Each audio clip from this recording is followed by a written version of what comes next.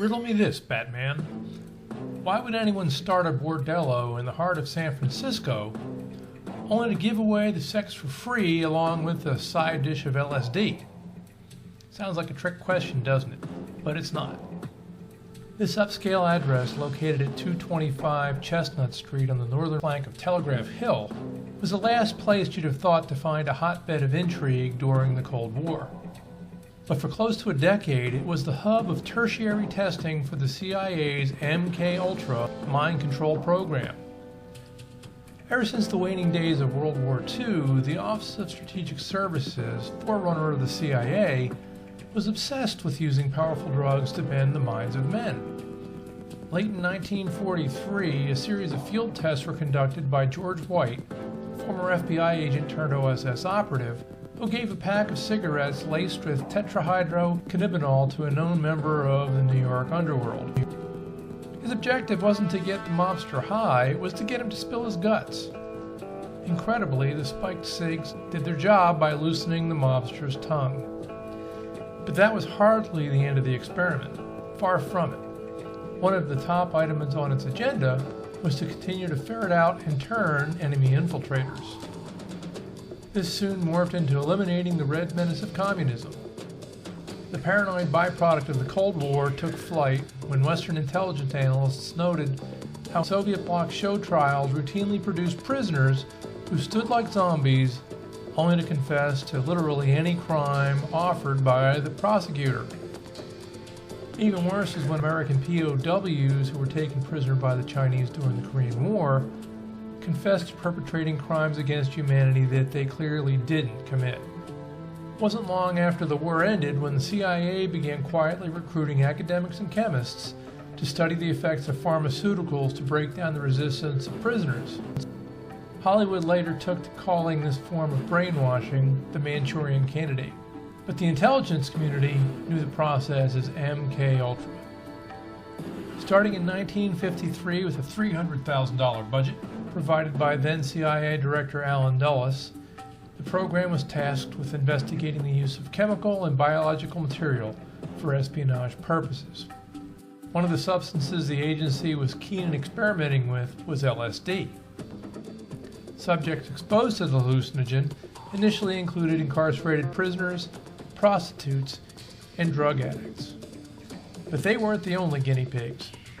At the height of the program, the CIA's lead chemist, Sidney Gottlieb, dosed several of his own colleagues without their knowledge just to see what would happen.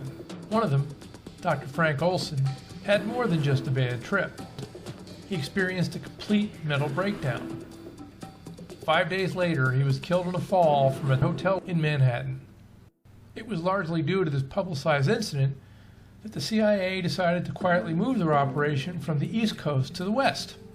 Posing as a journalist, the same George White who gave a mobster marijuana cigarettes rented out the apartment at 225 Chestnut Street in San Francisco. He then proceeded to deck it out with everything from Toulouse-Lautrec posters and kinky photos to a state-of-the-art surveillance system and two-way mirrors that allowed him to observe and record everything that occurred in the apartment.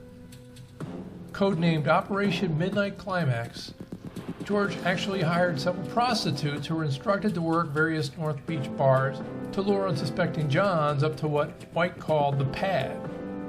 There the Johns were plied with sex, followed by cocktails laced with LSD. Using sex to recruit agents in the field was nothing new. The CIA had been using honey traps for years to compromise foreign assets. The difference in San Francisco was not only the addition of LSD, but White's agents were giving it to unsuspecting American citizens, not foreign agents. By the time Operation Midnight Climax ended in 1965, White was no longer limiting his operatives to drugging unsuspecting subjects in the pad. By this point, his agents were purportedly dosing people at random in bars and restaurants. They also started dosing the subjects with other experimental substances. It wasn't until 1963 that a CIA auditor happened to stumble upon the operation and raise his concerns.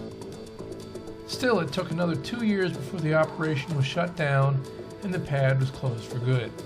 What's even worse is to this day, nobody with the exception of the agents involved in Operation Midnight Climax knows the full extent of the shenanigans that took place there. That's because the agency shredded most of its MKUltra records in the 1970s.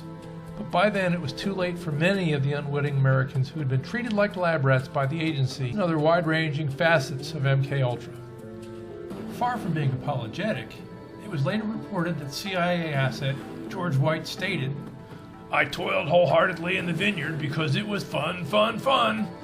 Where else could a red-blooded American boy lie, cheat, steal, rape, pillage, and kill with the blessing of the Almighty?"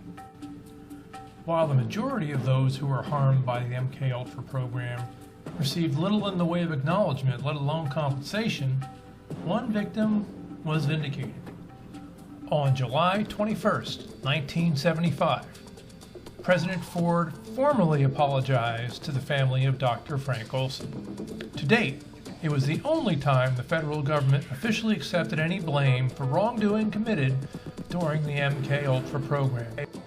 If you like this webisode and love mysteries, make sure you subscribe to my YouTube channel and check out my Patreon page.